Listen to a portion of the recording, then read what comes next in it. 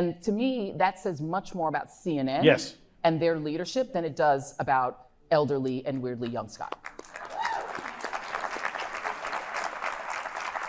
Yeah, there was a time, I think, at all of the cable networks where, you know, you had to tell the truth. I mean, you can have an opinion, but you had to tell the truth, and you had to do it in a respectful way. That's right. And when we're talking about something as serious as the Epstein files, which Donald Trump, you know, I mean, today he was showing pictures of immigrants that he accused of being rapists and so on. You know, and my thought to that was, you know, there's some stuff in the Epstein files that could be released if you want to put that out there, but he hasn't done that. Not only that, but we have a president. I mean, I sometimes I have to step back and remind myself, we have a person sitting in the White House who is an civilly adjudicated sexual abuser. We know the woman's name, E. Jean Carroll. We could interview her at any time. She exists, and there are about 23 other women who have similar accusations. But he's never asked about it. To go back to the White House press corps. He's never asked about it. And there is a person who filed a lawsuit against Donald Trump and Jeffrey Epstein, who claimed that she was abused, raped as a child. That exists. It's something that was released in the Epstein files. We never ask about it. We don't inquire about it. This man committed record fraud,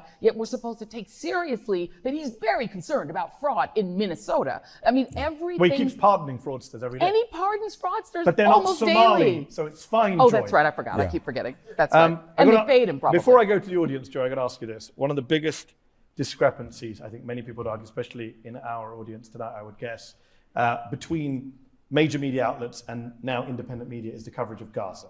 Yes. Israel's genocide in Gaza has largely fallen off the news agenda. But in the days after October the 7th, where do you think the US media, and you and I were at MSNBC at the time, where do you think the media as a whole failed in its coverage of Gaza? You and I and Eamon and others tried to platform, give some balance